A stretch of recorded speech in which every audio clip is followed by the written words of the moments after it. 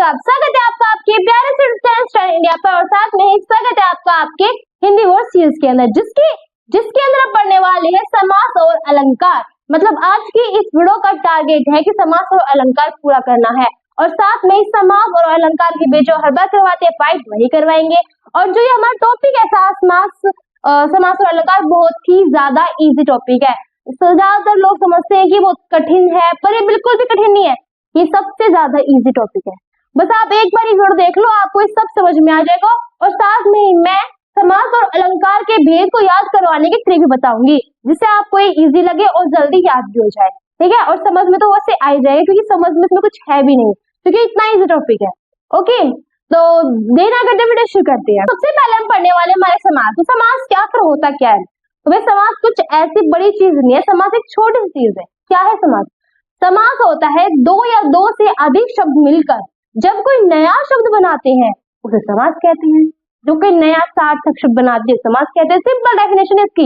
देखो, दो शब्द हैं, अब वो दो शब्द कोई भी स्वतंत्र दो शब्द है, मतलब जैसे कि घर हो गए, घर क्या एक शब्द है, मतलब सार्थक शब्द है, इसका अर्थ भी है, तो घर तो एक स्वतंत्र शब्द। रसोई भी एक रसोई है, वो भी एक स्वतंत्र शब्द है। अब जब हम इन दोनों शब्द को मिला देंगे, दोनों स्वतंत्र है, दोनों का अपना अर्थ अलग है, दोनों अपने अपने जो जगह पे वे हैं, परंतु अब इन दोनों शब्द को जब हम मिला देते हैं ना, तो एक नया शब्द बनता है जिसे कहते हैं समास। कैसे? देखो, दो या दो से शब्द हम मिला देंगे तब एक नया शब्द बन जाता है, तो समास कहते हैं। अब रसोई था और घर था, दोनों अलग अलग शब्द थे, उन दो शब्द को हमने मिला दिया तो रसोई घर बना। और रसोई घर क्या होता है? रसोई तो होती है, रसोई घर एक नया शब्द तो है, क्योंकि रसोई अपनी जगह अलग थी, घर अपनी जगह अलग था, परंतु दोनों को मिला दे तो एक रसोई घर बन गया। सिंपल। अब जैसे कि उदाहरण लेते हैं, राज मतलब किसी भी गद्दी पे राज करना राज होता है। पुरुष कोई भी आम आदमी, उसे पुरुष मतलब कोई भी एक पुरुष है उसे कहते हैं पुरुष। सिंपल, पुरुष होता है। तो अब उस राज और उस पुरुष को तो अपने स्वतंत्र शब्द से उन्हें जब मिलाया है तो एक नया शब्द बना है जिसे कहेंगे राजपुरुष। अभी राजपुरुष क्या होता है? तो भाई राजा का जो पुरुष होता है ना, वो राजपुरुष कहलाता है। मतलब राज अपना अलग था, पुरुष अपना अलग था, परंतु जब इसे मिला दिया तो राजपुरुष बना। राजपुरुष का अर्थ है राजा का पुरुष, मतलब कोई नया शब्द तो बना है ना। बस यही हमारा समास कहलाता है। अब समास की वजह 6 भेद, जिसे आप याद करते थक जाते हो, मतलब याद ही नहीं होता है, पर कोई दिक्कत नहीं है, मैं बता दूंगी कैसे याद करें, मुझ पर भरोसा रखिए। बता, तो समास के 6 भेद होते हैं: अव्ययभाव समास, तत्पुरुष समास, बहुव्रीहि समास, द्वंद्व समास और हमारा द्विगु समास, कर्मधारय समास। पहला है अव्ययभाव समास। पैसा पढ़ लेते हैं, फिर याद करने की ट्रिक भी देख लेंगे। तो भाई अव्ययभाव समास क्या होता है? अव्ययभाव समास वे समास होते हैं जिनका पहला पद प्रधान हो और जिसका पहला पद प्रधान तो हो परंतु पहला पद अव्यय भी हो। देखो, इसमें इजी ट्रिक तो यही है कि अव्ययभाव समास में अव्यय तो आ गया, अव्यय समझ आया ना, कि ऐसा समास जिसका पहला पद प्रधान तो है ही परंतु अव्यय भी हो साथ में, तो हम अव्ययभाव समास कह सकते हैं उसे। अब ये हो गया अव्ययभाव समास की डेफिनेशन। अब पहचानेंगे कैसे? तो सिंपल है, पहचानना क्या है, कोई भी हम वाक्य शब्द ले लेते हैं, जैसे कि यथाशक्ति। तो यथाशक्ति में क्या है? यथा है, यथा ही क्या है? अव्यय है, क्योंकि इसका रूप नहीं बदल सकता। प्रतिदिन, प्रतिदिन में प्रति क्या है? क्या हम इसका लिंग वचन बदल सकते हैं? बिल्कुल नहीं बदल सकते। दिन का तो बदल सकते, दिन का रात कर सकते हैं, परंतु हम प्रति का ना तो लिंग बदल सकते, ना वचन बदल सकते, कुछ भी नहीं बदल सकते। तो इसलिए हमारा अव्ययभाव समास हुआ, क्योंकि पहला शब्द क्या है? अव्यय है। अब आता है तत्पुरुष समास। तत्पुरुष समास में क्या होता है भाई? तत्पुरुष समास में दूसरा पद प्रधान होता है और जब इनका विग्रह करते हैं, मतलब कोई नया शब्द जब बनता है उसको जब विग्रह करते हैं, तोड़ते हैं, तो उसमें क्या लगता है? एक कारक चिन्ह लग जाता है। जैसे उदाहरण ले लेंगे, मैं राजपुरुष का लिया था ना, वो इसी का ही है, राजपुरुष। तो राजपुरुष में क्या है? देखो, राजपुरुष अपने अलग शब्द थे, मिलाया क्या बना भाई?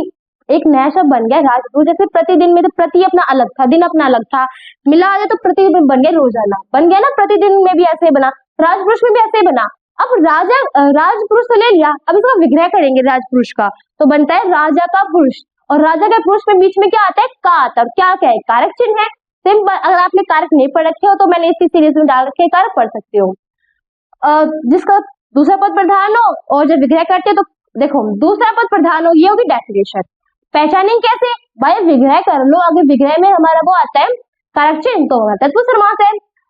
बहुव्रीहि समास क्या होते हैं, देखो पहला पद प्रधान, दूसरा पद प्रधान। व्रीहि समास ये होते हैं, देखो इसमें पहला पद प्रधान था, इसमें दूसरा पद प्रधान था, पर बहुव्रीहि समास में दोनों में से कोई पद प्रधान नहीं होता, ठीक है, मतलब ना पहला पद प्रधान ना दूसरा पद प्रधान। इसकी अब प्रधान कौन सा होता है भाई, प्रधान तो होता है तो तीसरा पद प्रधान होता है। तीसरा पद कहाँ से आया, मतलब जो इनका मेल से जो बनता है तीसरा पद वो प्रधान हो जाता है, वो मेन हो जाता है उसमें। कैसे, देखो उदाहरण लेते हैं, नीलकंठ, नीलकंठ है, इसमें नील क्या है, अपना एक शब्द है, कंठ अपना एक शब्द है, दोनों को मिला दिया नीलकंठ बन गया। ये तो हो गई हमारी बात समास के बारे में। अब देखो इसका बनता क्या है, नीला है जिसका कंठ अर्थात शिव, तो इसमें क्या है, नीला है जिसका कंठ है, कौन वो शिव है, मतलब संकेत किसी तीसरे की ओर किया जाता है। इसमें कोई प्रधान कोई तीसरा होता है, जिसमें शिव जी प्रधान है तो वही वहां पर संकेत किया गया है। बहु समास में तीसरा पद प्रधान होता है, दूसरा मतलब तीसरा जो अन्य होता है वो प्रधान होता है। लंबोदर, लंबा है उधर जिसका, उधर होता है पेट, तो लंबा है उधर जिसका अर्थात कौन है, शिव जी नहीं गणेश जी है, गणेश जी हमारे बब्बा जी हो गए। तो भाई क्या है, बहुव्रीहि समास कौन से होते हैं, समझ में आ गया आपको, जिसमें कोई पद प्रधान ना हो। और हाँ एक ट्रिक और है, जब इसका विग्रह करे तो अर्थार्थ में कोई ना कोई शब्द तो आता ही है, उसमें वही है, कोई अर्थार्थ में शब्द तो आएगा ही। द्वंद्व समास में क्या होता है, पहला पद दूसरा पद, कोई पद नहीं है, उसमें दोनों पद प्रधान होंगे, जैसे कि इसमें है दोनों पद प्रधान है भाई, पहला भी और दूसरा भी है।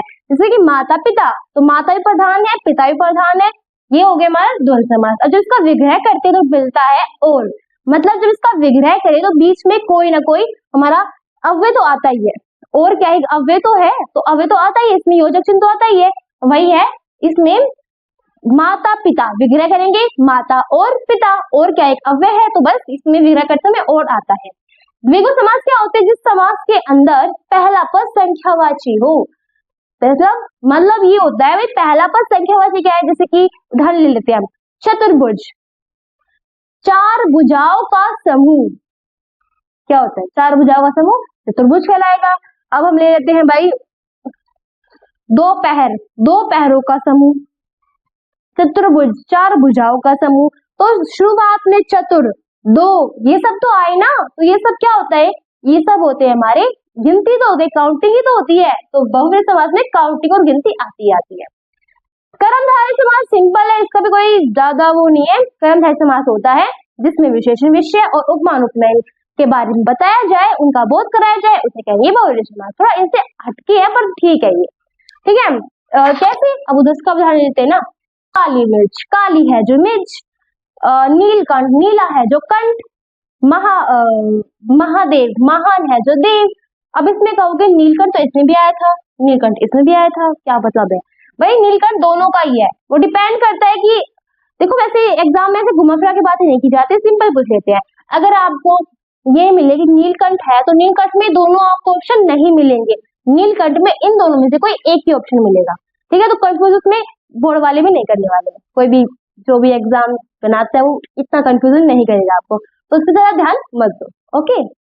और हाँ कर्मधारय समास बताया था ना, जिसमें इसकी पहचान है कि ग्रह करते समय है जो जरूर आता है, ठीक है। जैसे कि मैंने बताया नीलकंठ, नीला है जो कंठ, लाल मिर्च, लाल है जो मिर्च, बस इसमें है जो जरूर आता है।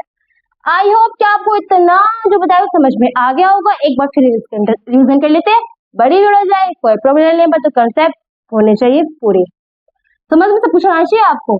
अब वैसा भाव समास होता है पहला पद प्रधान दूसरा पद प्रधान, दोनों में से कोई भी नहीं है, दोनों ही पद प्रधान, पहला पद संख्यावाची, विशेषण विषय और उपमा उपमान का बोध। उदाहरण ले लेते हैं इसका, यथाशक्ति, प्रतिदिन, ये सब इसका हो गया।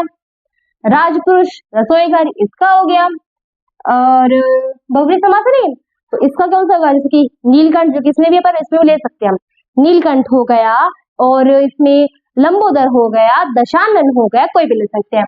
द्वंद्व समास से माता पिता भाई बहन चाचा मौसा जो भी होते, मतलब इसमें हम बोलते हैं विपरीतार्थक शब्द नहीं होते हैं, विलोम शब्द, वे सारे इसमें आ सकते, कोई भी उसका उदाहरण ले लो। द्विगु समास पहला पद संख्यावाची, दोपहर, चतुर्भुज या पंचकला, ये सब इसमें आते हैं। कर्मधारय में लाल मिर्च, नीलकंठ, महादेव, ये सब इसमें आ जाते हैं। सिंपल हो गया, हमें याद कर लिया। अब आते भाई, अब इतने सारे हैं, याद तो होंगे नहीं आपसे, तो उसके लिए मैंने एक ट्रिक ली है जो कि यहाँ पर लिखी गई है। भाई दो ट्रिक है, जो भी आपको इजी लगे आप वही याद कर लेना इनमें से। पहली है अत बदक। तो अत बदक क्या है हमारा? अत बदक में ए है, ऐसे बनता है अव्ययभाव समास, तैसे बनता है तत्पुरुष समास, दैसे बनता है बहुव्रीहि समास, दैसे बनता है द्विगु समास, और दैसे बनता है द्वंद्व समास, और दैसे बनता है द्विगु समास, कैसे बनता है कर्मधारय समास। इस शब्द को याद कर लीजिए, सारे वेद अपने आप पता चल जाएगा। अब देख दूसरा शब्द, कैसे बनता है विभाव समास, कैसे बनता है तत्पुरुष समास, जैसे द्वंद्व, जैसे द्विगु, फिर ये वैसे बहुव्रीहि, और हमारा क से कर्मधारय समास। हमारा आ है वो मैंने ले लिया बनाने के लिए, वो नहीं है, ठीक है। आई होप कि आपको दो ट्रिक समझ में आ गए हो, जो भी आपको इजी लगे आप वही यूज कर लीजिए। तो अब हम पढ़ेंगे हमारे अलंकार।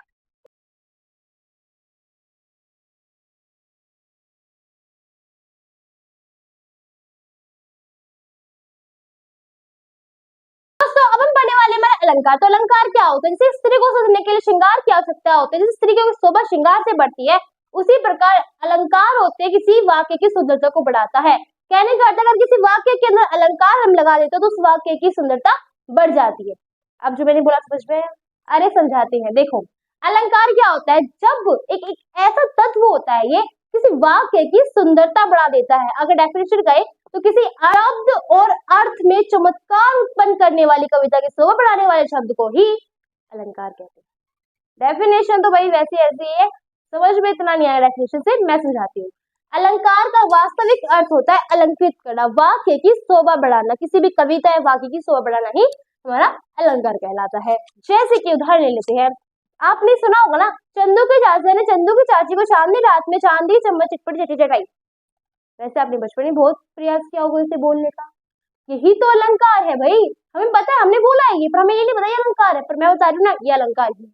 जैसे कि खड़क सिंह के खड़कने से खड़कती है खिड़कियां, खिड़कियों के खड़कने से खड़कता है खड़क सिंह, ये भी अलंकार है।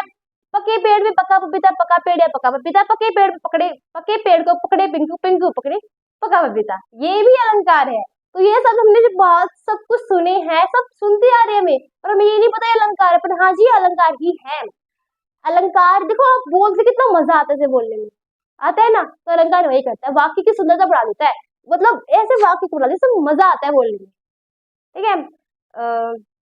उदाहरण हमारे पास में है। अब अलंकार के जो भेद होते हैं, दो होते हैं, अर्थ अलंकार, शब्द अलंकार, उनके हमारे कुछ भेद मैंने लिख रखे, बहुत ही इंपॉर्टेंट है, याद करके जाना, पेपर में अवश्य आते हैं। पहला उपमा अलंकार। उपमा अलंकार क्या होता है?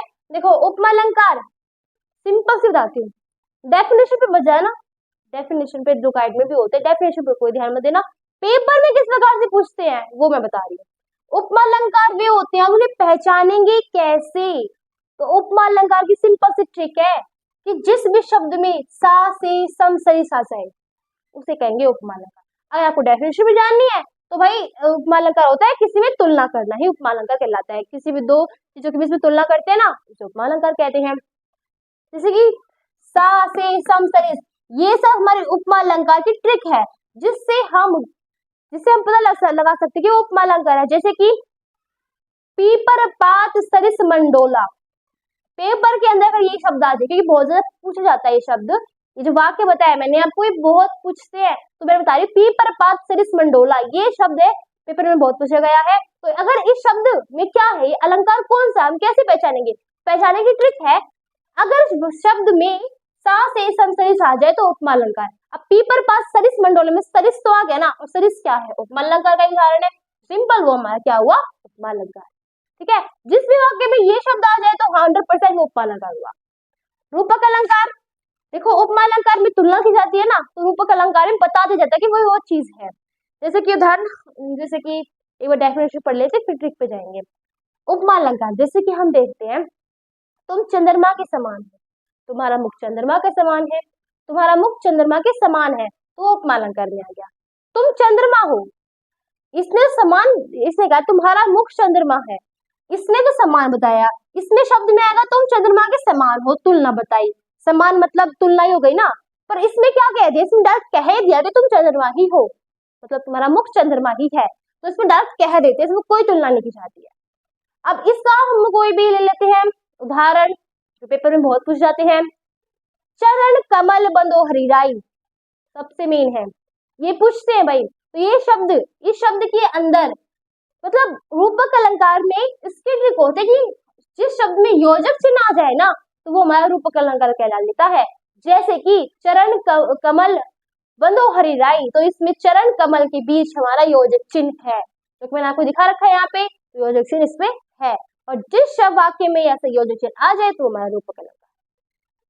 तो उत्प्रेक्ष अलंकार जहां पर भी जन जनु जानो जन्मु मन, तो उत्प्रेक्ष अलंकार होते जहां पर भी जन जनु जानो जनहु मन मनु मानो मनहु ऐसे शब्द आ जाए वो तो उत्प्रेक्ष अलंकार कहलाता ही है।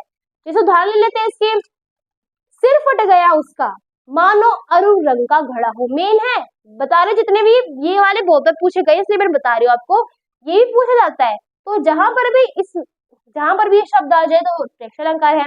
अब जो मैंने वाक्य बोला इसमें क्या आया, फिर सिर फट गया उसका, मानो, मानो आया ना इसमें, और मानो इसमें ही उदाहरण है तो उत्प्रेक्ष अलंकार है। जहां पर भी ये शब्द आ जाए उत्प्रेक्ष अलंकार होगा। अतिशयोक्ति अलंकार जहां पर बढ़ा चढ़ाकर बातें की जाती है, जैसे कि हनुमान की पूंछ में लगन न पाई आगी, सिर फट गया, गलत बोल दिया, हाँ, हनुमान की पूंछ में लगन न पाई आग, लंका सारी जल गई, गए निशाचर भाग। तो लंका जल गई, गई निशाचर भाग, इसका मतलब क्या है? देखो अतिशयोक्ति में थोड़ा बड़ा चढ़ाकर बात कर देते हैं, जैसे कि मैंने उसे गोली मारी नहीं पर वो पहले ही मर गया, गोली से वो पहले ही मर गया, तो बड़ा चढ़ा के बात की ना, मतलब उसको कुछ कराएगी तो मरेगा कैसे, वैसे ही है। लंका सारी जल गई मतलब हनुमान की पूंछ में लगन न पाई आग, हनुमान की पूंछ में आग नहीं लगी उससे पहले लंका जल गए और जो निशाचर भूत प्रेत थे वो भाग गए। ऐसा थोड़ी ना हुआ था, जब हनुमान जी की पूंछ में जो आग लगी थी तभी तो सब कुछ हुआ था। तो थोड़ा बड़ा चढ़ा के बात की जाते हैं जो लोग से भाग जाता है, जैसे कि समझ में आ गया, तो शक्ति इतना ही है। मानवीकरण अलंकार होते हैं जहां पर भी living thing non living thing क्या लिख रखा है समझिए, फूल हंसे कलियां मुस्कुराए, ये इसका उदाहरण है। इसमें कहा गया है कि जो लिविंग थिंग्स है ना उनकी चीजें नॉन लिविंग थिंग्स पर डाल दी गई है। मतलब इसमें एक तो हम ले सकते हैं प्रकृति के बारे में बताते हैं इसमें, तो जैसे कि लिविंग थिंग, जैसे मैंने आपको शब्द बताया ना, फूल हंसे कलियां मुस्कुराए, क्या फूल हंसते हैं? इंसान हंसते हैं, फूल नहीं हंसते। तो शब्द को अच्छा बनाने के लिए लिख दिया फूल हंसे, और कलियां कभी मुस्कुराती है? नहीं मुस्कुराती, सिंपल रहती है, पर तो हमने वाक्य को मस्त बनाने के लिए वहां पर लिख दिया। तो वही है ना, इंसान हंसते हैं, इंसान मुस्कुराते हैं, परंतु उसको हमने प्रकृति की जो चीजें हैं फूल और कलियां उस पर लगा दी है। मतलब लिविंग थिंग्स की चीजें नॉन लिविंग थिंग्स पे लगाना ही हमारा मानवीकरण अलंकार के बारे में है। अगर आ जाए ऐसे प्रकृति के बारे में जो चीजें आती है तो आप समझ जाना कि मानवीकरण अलंकार है। आई होप क्या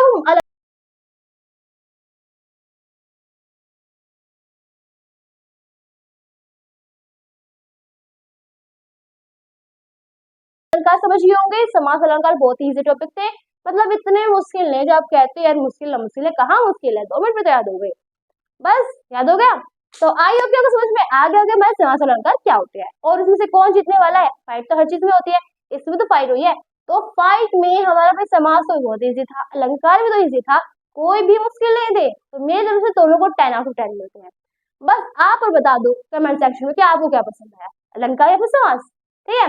तो आई होप कि आपको समझ में आ गया होगा। अगर आपको मेरी वीडियो अच्छी लगी तो उसे लाइक करना, अपने दोस्तों को शेयर जरूर करना